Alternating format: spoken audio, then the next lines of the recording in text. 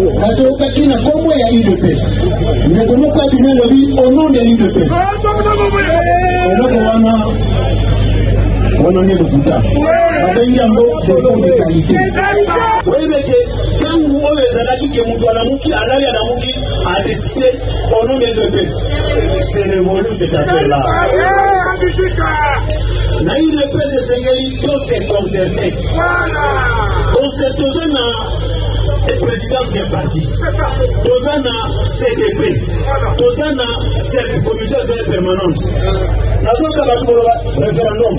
Référendum, élection, et ça maintient le pays à commission de permanente. Avant de décider quoi que ce soit, et c'est Netobanga pour ce rôle-là. Et puis, comment ça m'appelle? Alors, il y a parti Nabiso, comment on a eu le petit Tshisekedi. Président Nabiso a empêché. Haute autorité politique de référence a empêché. Mais comment on va décider comme ça sans être tout naïf? Jamais. Mon client est là.